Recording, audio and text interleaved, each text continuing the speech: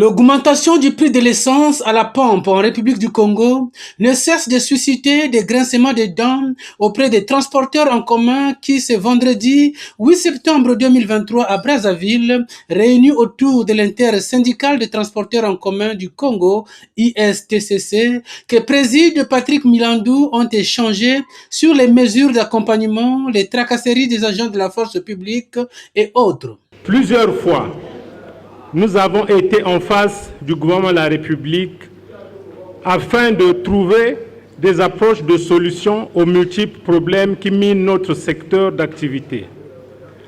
Malheureusement, cela ne faisait pas l'assentiment de tous les transporteurs. Face à certains problèmes sensibles, notamment les tracasseries de la force publique, l'augmentation du super à la pompe,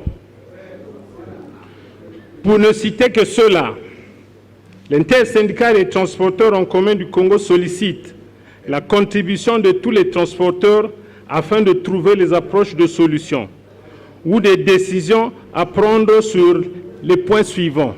Proposition des transporteurs sur les mesures d'accompagnement suite à l'augmentation des produits pétroliers à la pompe, notamment l'essence. Tracasserie des agents de la force publique, la situation du troisième permis de conduire en circulation et de la carte grise. Les transporteurs ont émis diverses propositions au cours des discussions pour apaiser les difficultés à leur niveau. Le prix, l'augmentation du prix du carburant, ça ne nous arrange pas. Donc nous proposons au gouvernement, si c'est un gouvernement qui pense réellement à sa population, qu'il regarde le prix. Le prix qui pourrait nous arranger en tant que transporteurs, nous pouvons accepter au moins 1 litre d'essence à 600 francs. Et le gasoil, si ça peut être à 500 francs.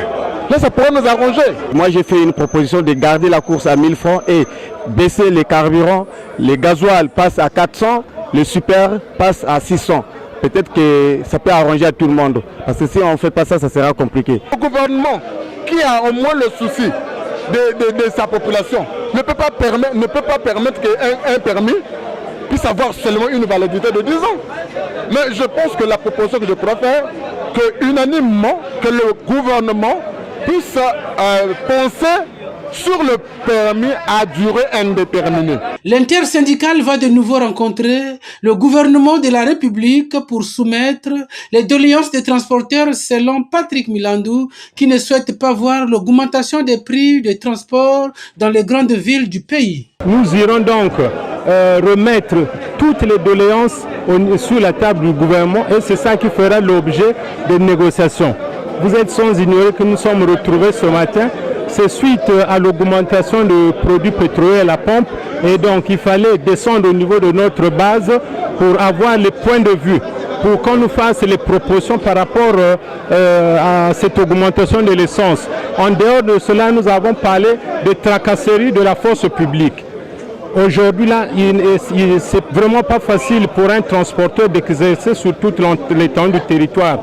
Quand vous allez sur les routes nationales, vous avez les bouchons érigés par les policiers, érigés par les gendarmes. Il y a ce qu'on appelle des contrôles abusifs. Après avoir changé le permis Kodami, on a encore un autre promoteur qui est venu pour demander qu'on puisse instaurer le permis Soupila. Nous avons dit non. La dégradation des routes sur les grandes villes, nous tous on circule dans la ville, nous avons constaté que les routes sont tellement dégradées. C'est vrai qu'aujourd'hui la taxe de roulage a été suspendue, mais nous sollicitons de la mairie, des mairies de grandes villes de fournir plus d'efforts, surtout que nous sommes à la veille des pluies. Les transporteurs du Congo attendent beaucoup des négociations de l'intersyndicale avec le gouvernement de la République sur tous les points qui ont fait l'objet des discussions à la base.